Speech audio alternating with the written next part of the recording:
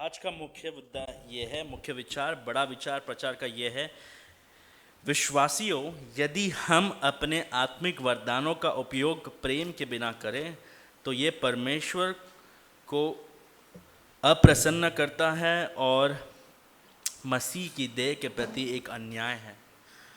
विश्वासियों, यदि हम अपने आत्मिक वरदानों का उपयोग प्रेम के बिना करें तो ये परमेश्वर को अप्रसन्न करता है और मसीह की देह के प्रति एक अन्याय है। ये जो शब्द है प्रेम, प्यार, ये एक ऐसा मुद्दा है, ऐसा सब्जेक्ट है जिसके बारे में हम बहुत ही बात करते हैं, जिसके बारे में बहुत ही डिस्कशन होता है, जिसके बारे में बहुत ही तर्क होता है, डिबेट होता है, जिसके बारे में काफ़ी लिखा जाता है। अगर आप पुस्तक पढ़ते हैं, अगर आप कुछ आर्टिकल पढ़ते हैं तो प्रेम प्रेम प्रेम ये शब्द आता ही जाता है। लेकिन इतना पॉपुलर है ये सब्जेक्ट या फिर ये चीज़, लेकिन बहुत सारे लोग इसको गलत समझते हैं। We have a misconception. ये जो है ये जीवन से इसको हम काफ़ी दूर ले जाते हैं, ये सब्जेक्ट को। कई कई बार हम लोग कवि बन जाते हैं और हम ये भी नहीं सोचते कि क्या ये वाकई में प्रेम है। लेकिन क्रिस्ती होने के नाते हमें ऐसा दृश्य पर विश्वास नहीं करना है, हमें ऐसा दृश्य, ऐसा चित्र पर विश्वास नहीं करना है जो संस्कृति ने हमारे लिए रचा है या फिर जो संस्कृति ने हमारे लिए पेंट किया है। बाइबल के संस्कृति के अनुसार प्रेम जो है, प्रेम वो है जो नॉन कन्फ्रंटेशनल है। यानी आप किसी के पास कभी जाके ऐसा नहीं कह सकते अगर आप उनसे प्रेम करते कि भाई ये गलत है, आपने क्यों किया, क्यों कहा, कब, ये प्रश्न प्रेम कभी पूछता नहीं। ये संस्कृति का विचार है, सोच है। और प्रेम संस्कृति के अनुसार जो है, सच्चाई को छोड़ दीजिए, सच्चाई से कुछ लेन देन नहीं, हमें प्रेम दिखाना है। ये जो है ये संस्कृति के अनुसार प्रेम का परिभाषा है। सच्चाई और प्रेम ये दोनों अलग चीज़ है। अगर आप प्रेमी हो तो आप सच्चाई के बारे में सोचते नहीं हो। ये संस्कृति का सोच है। और एक प्रचारक ये कहता है कि हम लोग एक 11वां आज्ञा पर विश्वास करते हैं। 10 आज्ञा दिया है बराबर, लेकिन हमारी संस्कृति में 11वां आज्ञा है, आप you have to be nice, मतलब दूसरों के साथ अच्छा व्यवहार करना है। और 11वां आज्ञा पालन करने के पीछे हम पहले 10 पर विश्वास नहीं करते। तो ये है हमारा संस्कृति जो प्रेम का चित्र ऐसा बना रहा है कि अगर आप मुझसे प्रेम करते तो आप मेरे लिए कुछ भी कर सकते हो। ऐसा पति जो कहता है कि अगर आप मुझसे प्रेम करते हैं तो आप कुछ भी करोगे मेरे लिए, वो पति मूर्ख है। और ऐसा पत्नी जो ये माने रखती है कि अगर आप मुझसे प्रेम करते तो आप कुछ भी कर सकते, वो पत्नी एक मूर्ख है।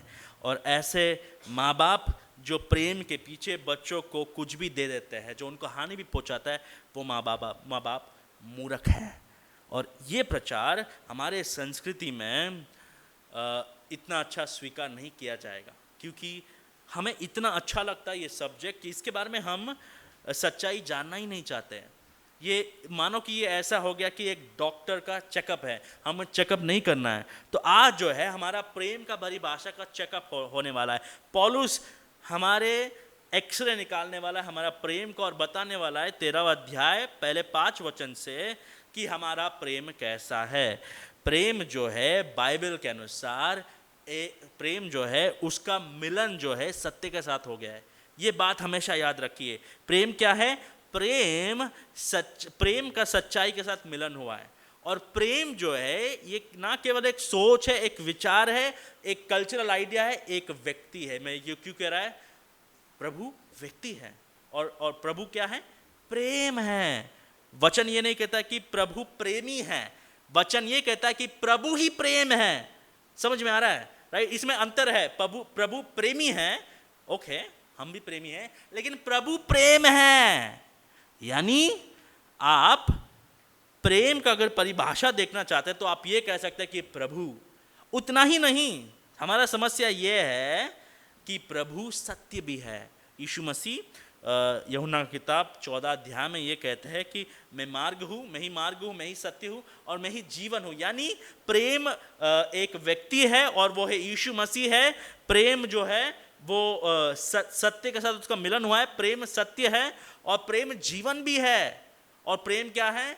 प्रेम अनंत काल से है। क्यों? क्योंकि अगर यीशु मसीह प्रेम है, यीशु मसीह सत्य है और यीशु मसीह अनंत काल से भी है। यानी सत्य को, प्रेम को कोई नहीं बदल नहीं सकता, उसका अलग परिभाषा नहीं दे सकता है।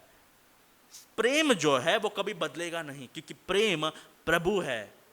तो अगले बार जब लोग आपसे कहते हैं कि अगर आप प्रेम करोगे तो आप ऐसा नहीं करोगे, तो आपके बाइबल के साथ उसको मिलाना है और देखना है कि क्या ये वाकई में प्रेमी है। कई कई बार डांट देना प्रेम होता है। कई कई बार किसी से नहीं बात करना प्रेम होता है, क्योंकि हम उनको बताना चाहते हैं कि आप जो कर रहे हैं ये सही नहीं है। लेकिन हमारे संस्कृति में ऐसा है कि अगर किसी ने हमको गुड मॉर्निंग नहीं कहा, अगर किसी ने हमको देख के नहीं, चलो अगर किसी ने जल्दबाजी में कलीसिया का बिल्डिंग छोड़कर चला गया, कुछ काम होगा, तो हमें लगता है अच्छा ये बहुत ही नफरत है। तो हम ऐसे परिस्थितियों को लेकर प्रेम का परिभाषा बनाते हैं। और पौलुस हमसे ये कहना चाहता है कि नहीं, कोरिन्थ के कलीसिया में भी ऐसा ही हो रहा था। तो 13वां अध्याय जो है, ये पहली बार जब मैं पढ़ा था, जब मैं 8 साल का था। ये किसी ने मेरे आंटी और अंकल को शादी में ये 4 से 6 तक इसको एक जैसे हम दीवार पर लटकाते हैं वैसे शो के लिए लिख के दिया था, राइट। तो हमें लगता था कि वाह क्या पोएम है ये। लेकिन अब हम जब संदर्भ में पढ़ते हैं हमें पता चलता है कि इसका अर्थ ही नहीं पता चलता अगर हम संदर्भ में नहीं पढ़ेंगे। तो ये जो है ये एक पति पत्नी के बीच में का अध्याय नहीं है। आप ऐसे इस्तेमाल कर सकते हो, उसमें कोई गलती नहीं है। लेकिन पौलुस का विचार ये नहीं है कि ये अध्याय जो है एक पति पत्नी से बोले या पत्नी पत्नी से बोले। ये अध्याय जो है ये कलीसिया के बारे में है। अगर मैं ये अध्याय को एक शब्द में समझाऊं तो ये है कलीसिया और प्रेम, लोकल चर्च एंड लव। ये क्यों कह रहा हूँ? क्योंकि पिछले हफ्ते हमने कहाँ रोका था? हम यहाँ रोके थे कि क्या सब को चंगा करने का वरदान मिला? क्या सब नाना प्रकार की भाषा बोलते हैं? 12वां अध्याय 30वां वचन। क्या सब अनुवाद करते हैं? तुम बड़े से बड़े वरदानों की धुन में रहो। उसका ट्रांसलेशन ये है कि आप उत्तम, यानी कलीसिया के लिए जो उत्तम है, आपके लिए उत्तम नहीं, कलीसिया के लिए जो उत्तम है ऐसे वरदानों के पीछे चलो। लेकिन वो 14वां अध्याय में बताने वाला है कि उत्तम वरदान क्या है कलीसिया के लिए। लेकिन उससे पहले पौलुस ये बताना चाहता है कि आत्मिक वरदान को इस्तेमाल करने से पहले सबसे प्रमुख, द मोस्ट इंपॉर्टेंट थिंग, मतलब अगर ये नहीं है तो हमारा आत्मिक वरदान का होना ही व्यर्थ है। वो क्या है? देखिए पौलुस 12वां अध्याय आखिरी भाग में, आखिरी वचन के आखिरी भाग में एक छोटा सा वचन है, वो ये है परंतु। यानी वो बताने से पहले पौलुस और कुछ बताना चाहता है। परंतु मैं तुम्हें और भी सबसे उत्तम वरदान नहीं, मार्ग बताता हूं। यानी प्रेम जो है ये एक वरदान नहीं है। पौलुस ये नहीं कह रहा है कि सबसे उत्तम वरदान प्रेम है, नहीं। पौलुस ये कह रहा है सबसे उत्तम वरदान वो है जो आपके कलीसिया के लिए बेहतर है। वो 14वां अध्याय में बताएगा आपको। वो 14वां अध्याय में वो ये बताएगा कि भविष्यवाणी करना ये कलीसिया के लिए बेहतर है, भाषाओं में बोलना। क्योंकि भविष्यवाणी जब करते तब लोगों को समझ में आता है, लेकिन भाषाओं में जब बोलते हैं, जब उसका इंटरप्रिटेशन नहीं होता है तो कोई समझ नहीं सकता। ये 14वां अध्याय में बताएगा। लेकिन उससे पहले पौलुस ये कहता है सबसे उत्तम मार्ग क्या है। उत्तम वरदान आपको समझना है। उत्तम वरदान के खोज में है, लेकिन उत्तम मार्ग देखिए क्या है। उत्तम मार्ग देखिए क्या है। पहले 3 वचन में पौलुस हमें उत्तम मार्ग बताता है। उत्तम मार्ग क्या है? पहले 3 वचन देखिए। प्रेम के बिना हमारी आत्मिक वरदानों का उपयोग एक व्यर्थ प्रयास है। प्रेम के बिना हमारी आत्मिक वरदानों का उपयोग एक व्यर्थ प्रयास है। देखिए पहला 3 वचन, यदि मैं मनुष्य देखिए हिंदी में जब आप ये शब्द पढ़ते हैं यदि, तो क्या आपको क्या समझ में आता है? इंग्लिश में इफ है, यदि, अगर, राइट? तो इसका मतलब क्या है? पौलुस ये नहीं कह रहा है कि ये हो रहा है, अगर ऐसा होए तो, राइट? कंडीशनल है। यदि मैं मनुष्य और स्वर्ग दूतों की बोलियां बोलूं और प्रेम न रखूं तो मैं ठनठनाता हुआ पीतल और झनझनाती हुई जास हूँ। तो पहला चीज पौलुस जो है वो भाषाओं के बारे में बोलता है। क्यों भाषाओं के बारे में बोल रहा है वो? क्योंकि लोगों को भाषा में बोलना बहुत ही उत्तम लग रहा है कलीसिया में, लेकिन पौलुस ये कह रहा है भाई आप भाषाओं में बोल रहे हैं लेकिन वो भाषा को समझने में कोई है ही नहीं यहाँ पर, तो आप क्या कर रहे हैं? क्या आपको लगता है ये वरदान उत्तम है? अगर यहाँ पे कोई बंदा स्पेनिश बोलने लगता है तो हम क्या कहेंगे? हमें कुछ समझ में नहीं आ रहा है। तो करिन्थ के कलीसिया में भी कई लोगों के पास भाषाओं में बोलने का मतलब क्या है?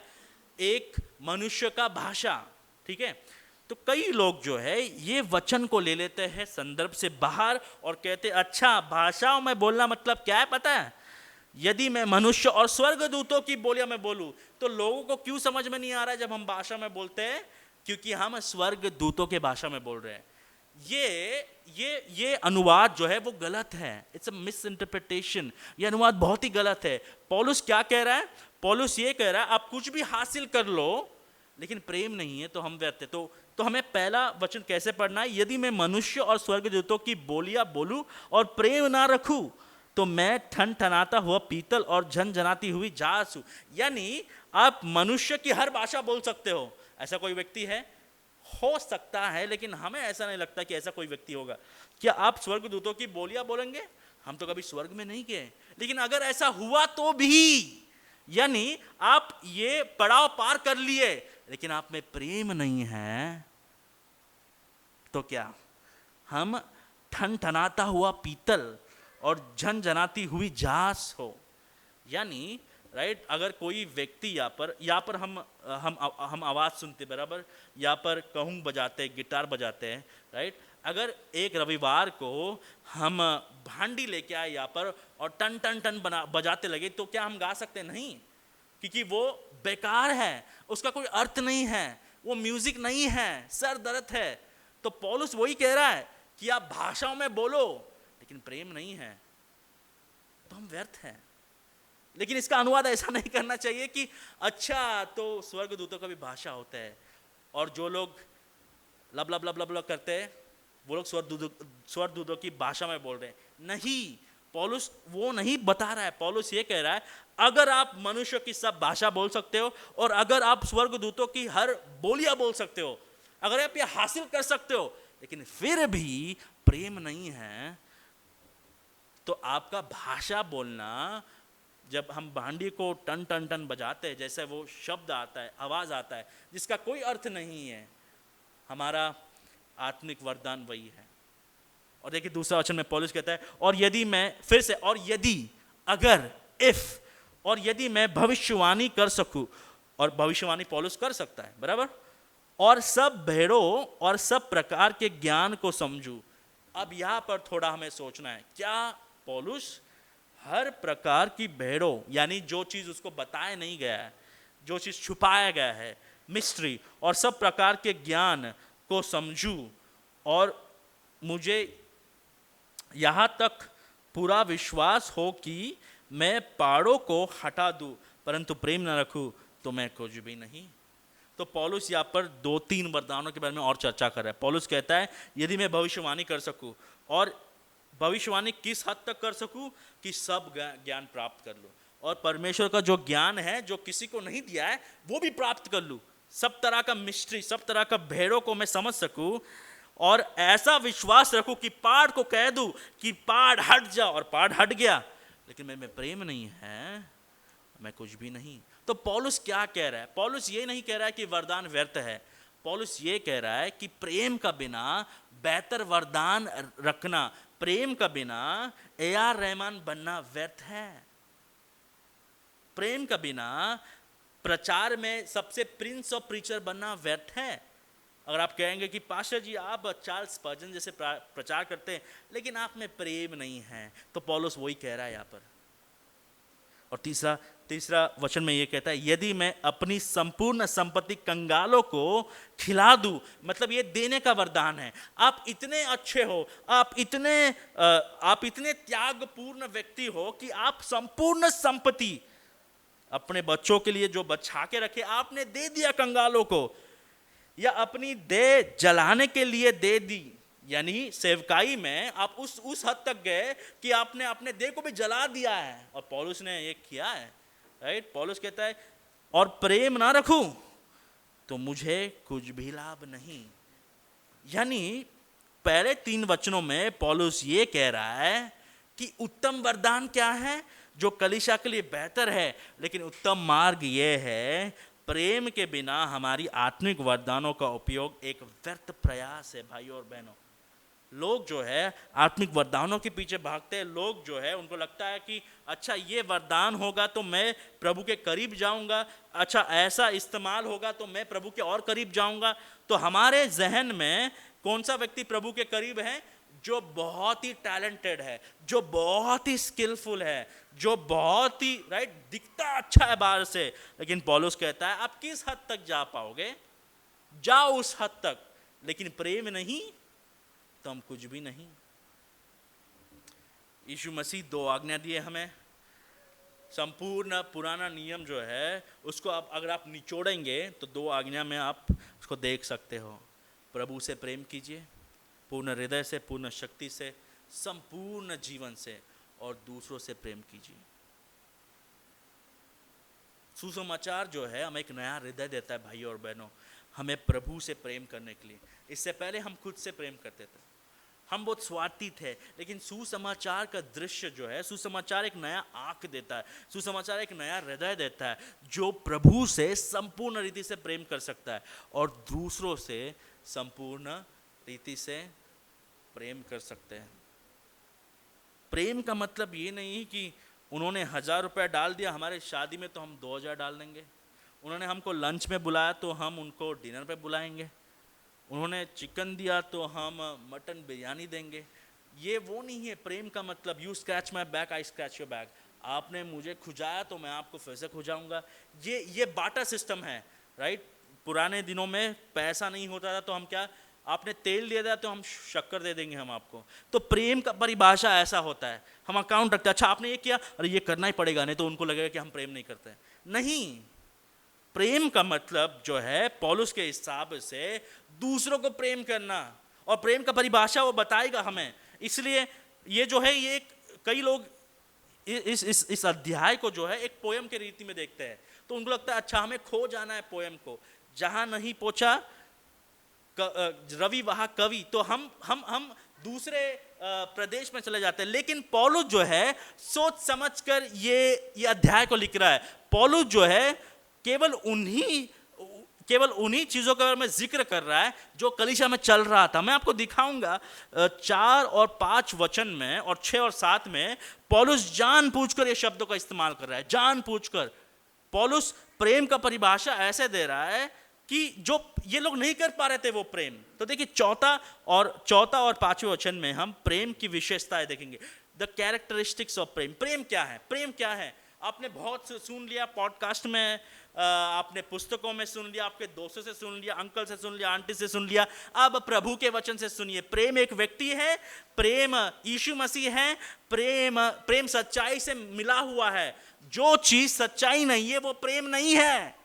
एक व्यक्ति, एक डॉक्टर को पता है आपके पास कैंसर है, वो भी कौन सा कैंसर है? वो भी ब्लड कैंसर है, राइट। और 30% सर्वाइवल चांसेस है, लेकिन डॉक्टर कहता है कि अगर मैं बता दूं तो ये नाराज हो जाएगा, ये नाराज हो जाएगा, ये अच्छा नहीं है, he will not feel good, और वो बताता नहीं है आपको। अरे अगर मैं बता दिया तो केमोथेरेपी हो जाएगा, बाल चले जाएंगे। अरे नहीं यार, नहीं। हम प्रेम को ऐसे समझते हैं। हो सकता है थोड़े दिनों के लिए हम केमोथेरेपी के द्वारा गुजरेंगे, लेकिन केमोथेरेपी क्या करेगा? हमें हमारे अंदर का कैंसर के सेल को सारा निकाल देगा। अगर वो नहीं होगा तो हम मर जाएंगे। हमारा संस्कृति ये बताता है कि तात्कालिक चीजों के लिए प्रेम दिखाओ, अनंत काल को भाड़ में जाने दीजिए। और ऐसा परिभाषा रखते हुए हम कलीसिया में नहीं रह सकते। ऐसा अगर हमारा कलीसिया है तो हमारा कलीसिया ढोंगी कलीसिया है। सुसमाचार नहीं जानते हम एक दूसरे को खाली फील गुड कराते, अच्छा आप अच्छे हो, अच्छा आप बेहतर हो, लेकिन क्या वो सच्चाई से मिला है? ये दिखता है जब हमारा बच्चा ड्राइंग बनाता है, हम कहते हैं बेस्ट ड्राइंग है, लेकिन 13 साल के होने के बाद क्या होता है? टीचर बताती है नहीं ये बेकार है, 10 में से 0 दे देता है उनको, क्योंकि हमने सच्चाई नहीं बताया उनको। हो सकता है कि 13 साल में वो सुधरेंगे अगर हम सच्चाई बताएंगे, लेकिन हमने क्या किया? उनको झूठ बोलते रहे और भांडा फूट गया एक दिन। हमारा ऐसा ना हो, जो लोग हमारे साथ मिलते हैं हर रविवार को, हम उनके साथ ऐसा ना करें, झूठ ना बोलते रहे, ताकि एक दिन उनको सच्चाई पता चल जाएगा और वो बहुत ही लेट हो जाएगा, क्योंकि प्रभु जब न्याय करेंगे तब आपको प्रेम का परिभाषा दिखेगा।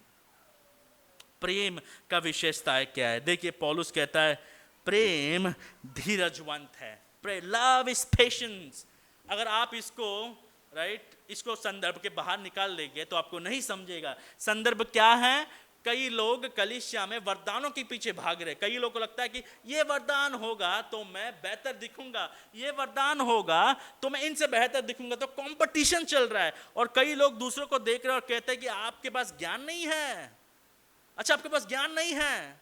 और कई लोग हो सकता है दूसरों को देख के ये कहेंगे कि अरे आप 4 साल से आ रहे कलीसिया, आप सुधर नहीं रहे। पौलुस कहता है प्रेम है ये एक ऐसा स्पिरिट है या फिर एक ऐसा आत्मा है जो अपने धार्मिक क्रोध को रोकता है। क्यों? ताकि दूसरा व्यक्ति इसके द्वारा भलाई पाए। धीरजवंत का मतलब क्या है? ये एक ऐसा स्वभाव है, ये एक ऐसा आत्मा है जो धार्मिक क्रोध को रोके रखता है, आलस करता है थोड़ा। It delays righteous anger for the benefit of other person. यानी हम पाप को छुपा नहीं रहे हैं। ये मान लो कि ऐसा है कि आप किसी को गणित सिखा रहे हैं और गणित जो लोग सिखाते हैं उनको बहुत सारा धीरजवंत होना चाहिए, क्योंकि जो हम तो गणित में अच्छे नहीं थे और बहुत सारे मैथ्स टीचर के पास धीरज नहीं होता है। तो पौलुस कह रहा है कि कलीसिया में हमको धीरज रखना है। धीरज का मतलब ये नहीं कि पाप को हम बढ़ने दे रहे हैं, नहीं। धीरज का मतलब ये है कि क्योंकि ये व्यक्ति सुधरे हैं, क्योंकि ये व्यक्ति भला पाए, इसलिए हम अपने धार्मिक क्रोध को रोके रख रहे हैं। अगर आप अपने धार्मिक क्रोध को नहीं रोकेंगे तो हो सकता है कि वो व्यक्ति कभी सीखेगा नहीं। तो ऐसा व्यक्ति के पीछे देखिए जो कलीसिया नहीं आ रहा है, और आप कहेंगे कि आप कलीसिया क्यों नहीं आ रहे? ये एक हो सकता है। या फिर हम उनके साथ बैठ के बताते कि भाई आप कलीसिया क्यों नहीं आ रहे, बताइए हम आपकी सहायता कैसे कर सकते हैं। ये हो सकता है दूसरा चीज, क्योंकि प्रेम जो है वो धीरजवंत है। हम कई बार अपना जीवन दूसरों के साथ तुलना करते हैं। हम देखिए 10 साल में किधर हैं, तो हम कहते हैं कि अच्छा आपको 15 साल हो गया है, आप क्यों नहीं बढ़ रहे? आपको 5 साल हो गया, क्यों नहीं बढ़ रहे? प्रभु जो है धीरे धीरे से बदलते जीवन को। प्रभु जैसे हमारे जीवन में धीरज दिखाता है, हमको दूसरे के और धीरज दिखाना है। तो प्रेम क्या है? प्रेम ये ऐसा प्रेम है जो माँ और बाप अपने बच्चे को भलाई के लिए, हो सकता है वो क्रोध दिखा सकते हैं लेकिन थोड़ा समय के लिए उसको रोकते हैं ताकि वो लोग सीखे, सुधरे। ऐसे ही एक दूसरे के प्रति हमें धीरजवंत बनना है। Love is patience. और इनके पास इतना पेशेंस नहीं था कि कई गरीब लोग प्रभु भोज में थोड़े देर आ गए तो ये लोग कहते हैं ये गरीब लोग क्या लाते हैं, सभी पॉटलॉक में क्या लाएंगे लोग, आइए हम खा लेते हैं। तो पौलुस कहता है नहीं, प्रेम धीरज रखता है। आप पॉटलॉक के लिए नहीं रुक सकते? क्या घर में खाना नहीं है? देखिए पौलुस सोच समझ कर इसकी विशेषताएं बताता है, क्योंकि कलीसिया में ऐसा हो रहा है और ये लोग धीरज नहीं दिखा रहे हैं।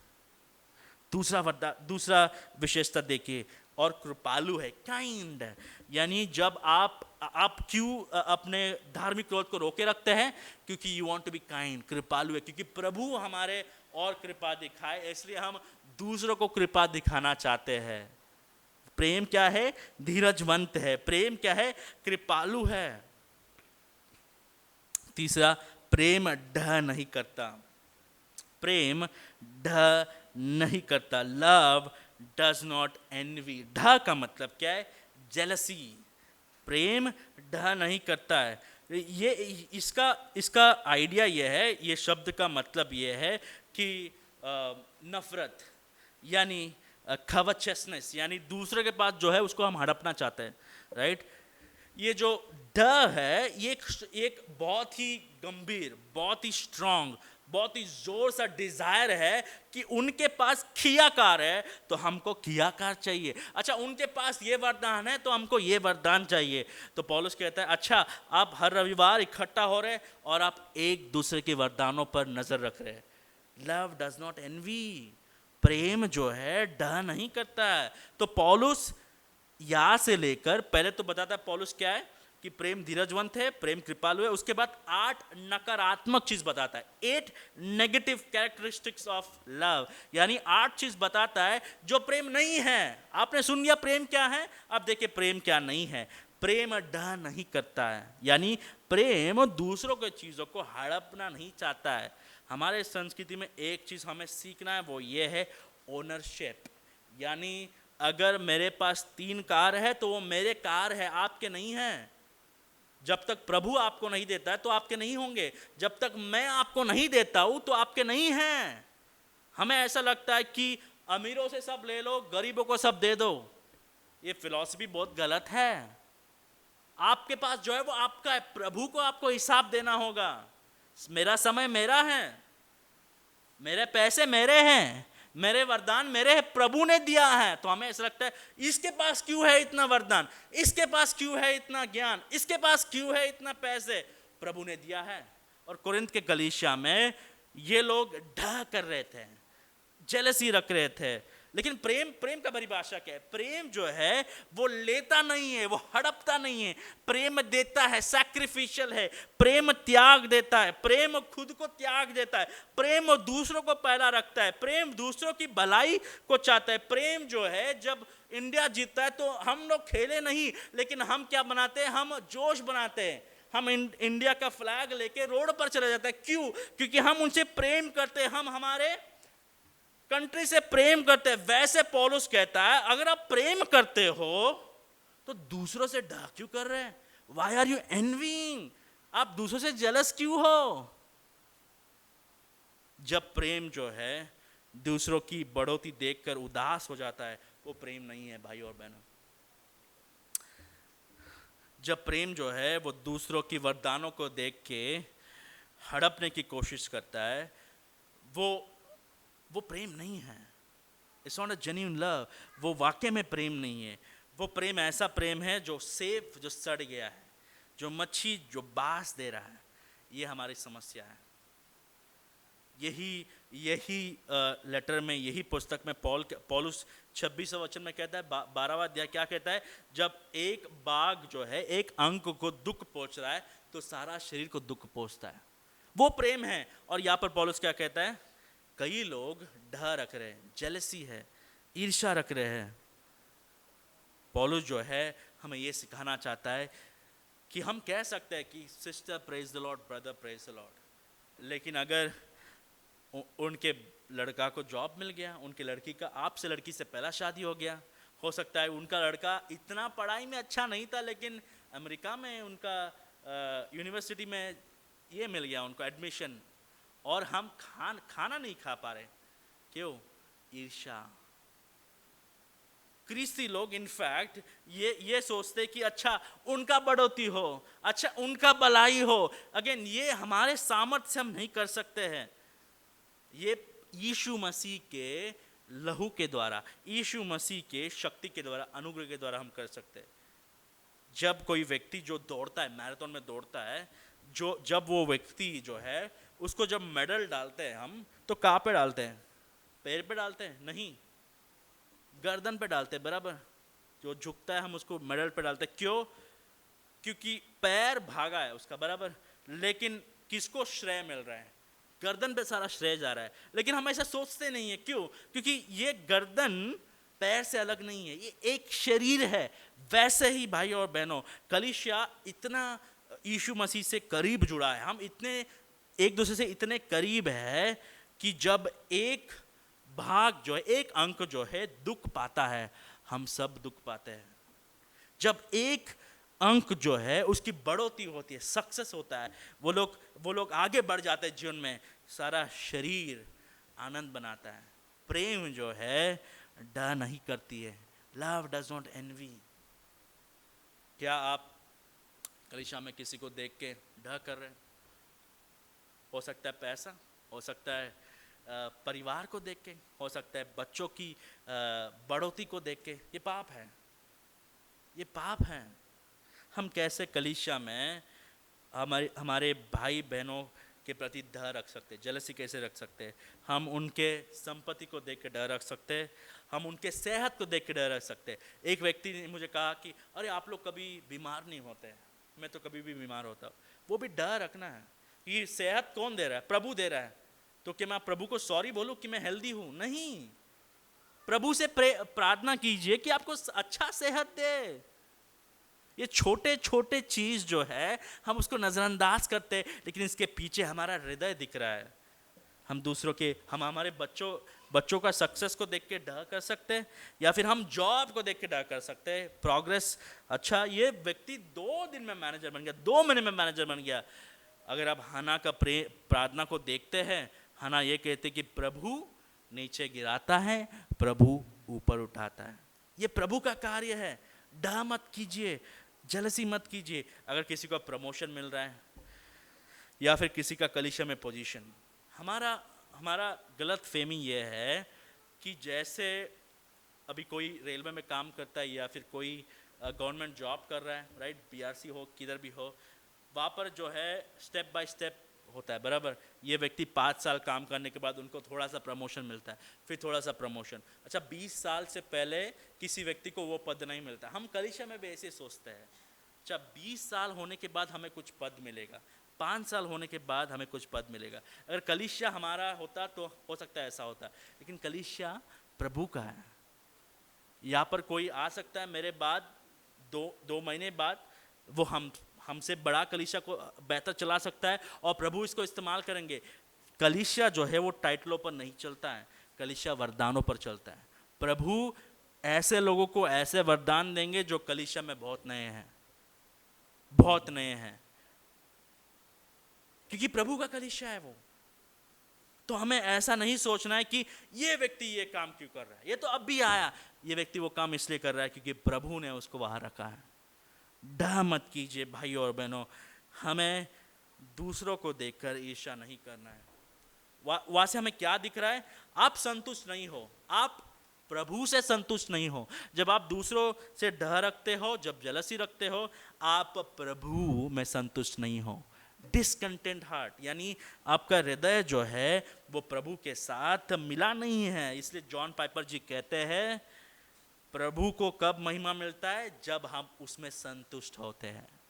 प्रभु आप है मुझे, ये काफी है, और प्रभु को महिमा मिल रहा है। God is most glorified when we are most satisfied in him.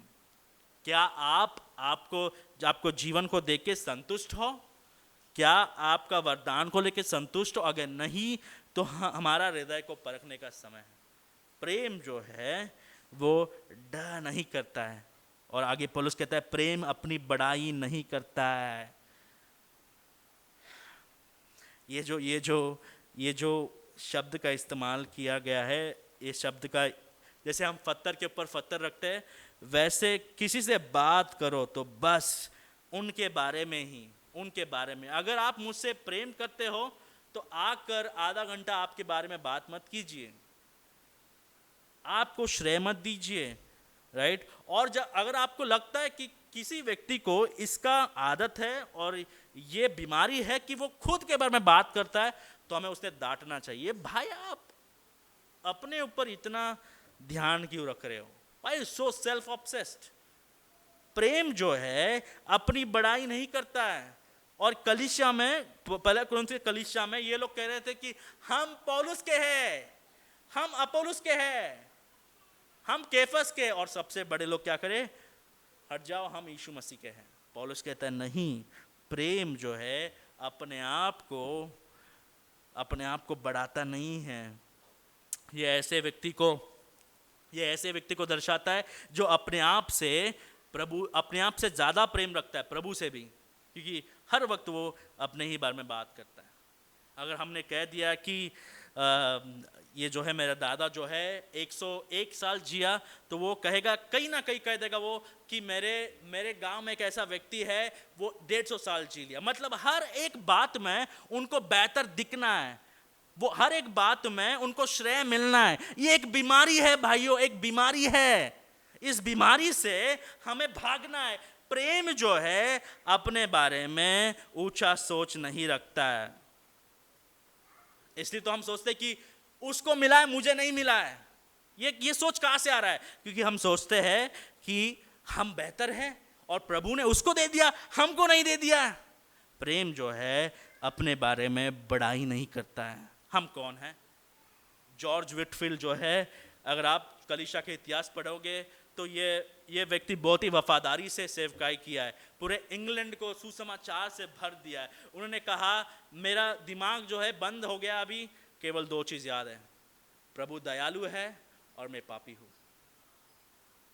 God is gracious and I am a sinner. इनको प्रभु ने पूरे कॉन्टिनेंट को हिलाने के लिए इस्तेमाल किया है, जॉर्ज विटफील्ड जैसे लोगों को। और वो व्यक्ति कहता है God is gracious and I am sinner. अपनी बड़ाई नहीं करता है। हमें ज्ञान हो सकता है भाइयों और बहनों, इन दिग्गज लोगों से हमें सीखना है कि नम्र कैसे बनना है।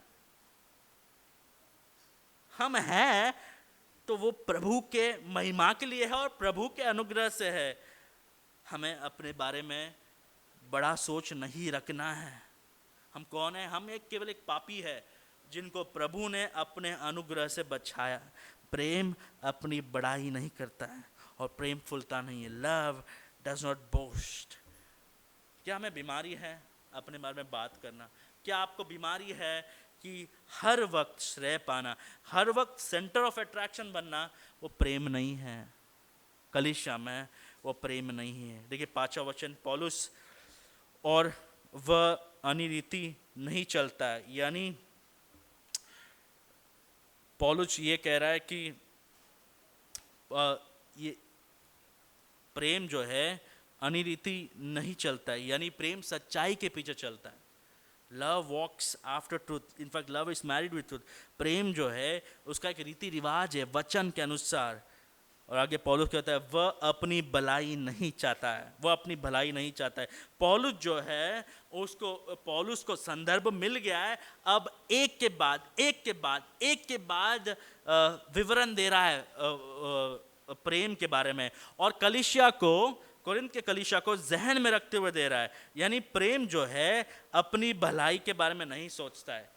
और पौलुस ने 12वां अध्याय आखिरी भाग में क्या कहा कि आत्मिक वरदान के पीछे भागो। लेकिन कौन से आत्मिक वरदान के पीछे भागो? कलीसिया के लिए जो उत्तम है। अगर आप सोचेंगे कि नहीं मेरे पास भाषाएं बोलने का वरदान है, हमें कोई लेन देन नहीं है, किसी को भाषा समझ में आता है कि नहीं? पौलुस कहता है नहीं, वह अपनी भलाई नहीं चाहता है।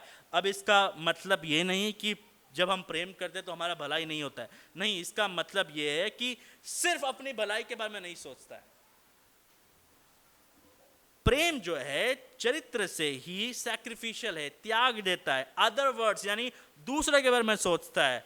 पौलुस कोरिन्थियों के कलीसिया के स्वयं केंद्रिकता को या फिर स्वयं के बारे में सोचने के स्वभाव को सुधार रहा है। पौलुस कहता है कि प्रेम जो है वो स्वयं केंद्रित नहीं है, वो कलीसिया केंद्रित है। प्रेम जो है वो दूसरों को देखता है। प्रेम जो है वो दूसरों के भलाई के बारे में सोचता है। प्रेम जो है वो कलीसिया के भलाई के बारे में सोचता है। हमारा संस्कृति ऐसा चित्र बना दिया प्रेम का कि हम ये कहते हैं कि अगर उनको अच्छा लगे तो आप कौन है बोलने वाला? नहीं।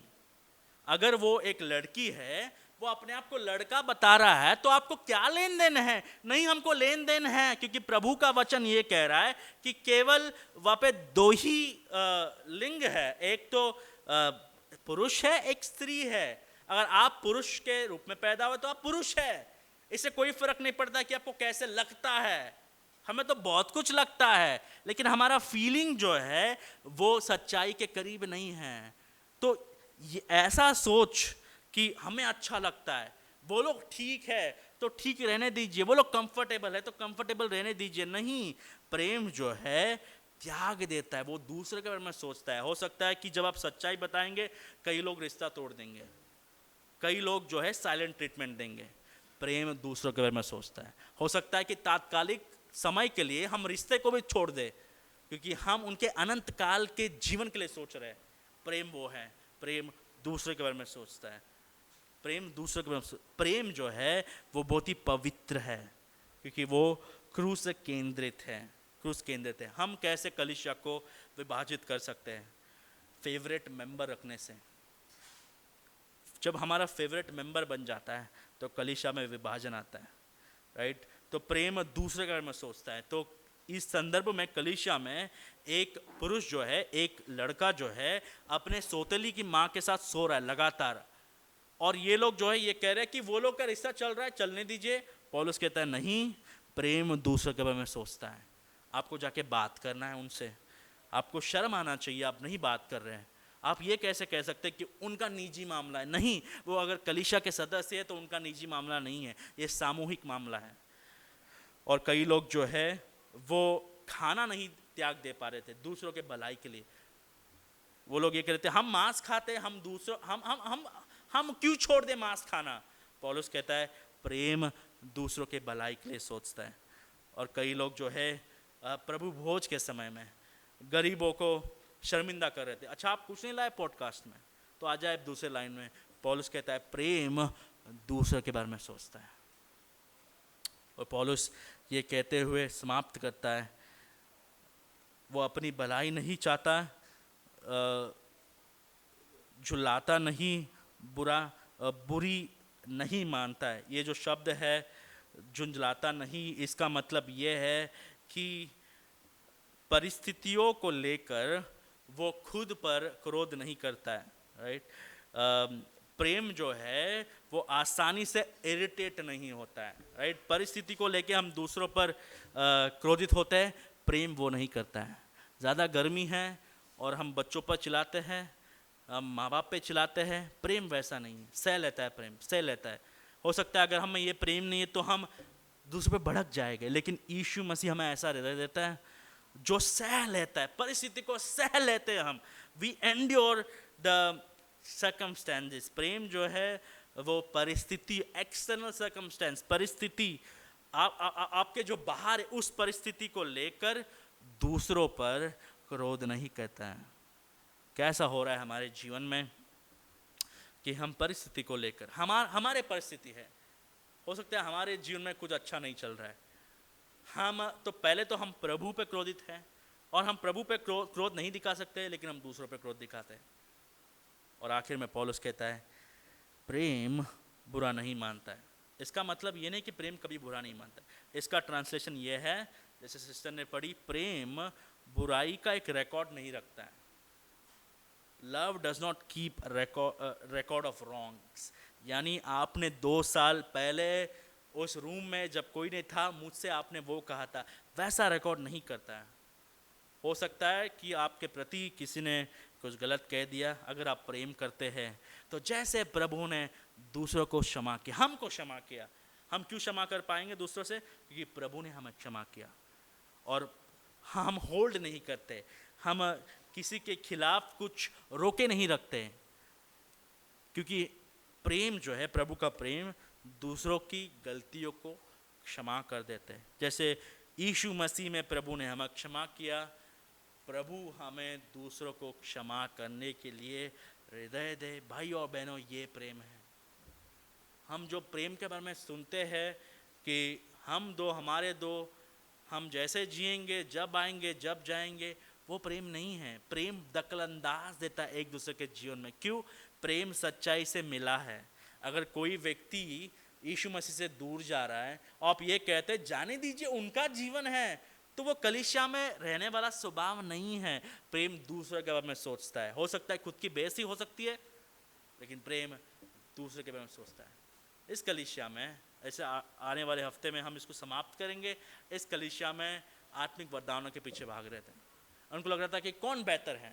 पौलुस कहता है आपको बेहतर बनना है तो बेहतर मार्ग देखिए। बेहतर मार्ग ये है कि जो व्यक्ति के खिलाफ ने हमने पाप किया है, वही व्यक्ति आके हमारे लिए जान दे दिया है, वही व्यक्ति आके हमारा भरपाई किया है, वही व्यक्ति आके हमारे लिए, हमारे पापों के लिए अपना जान दे दिया, सूली पर चढ़ गया, लहू बहा दिया।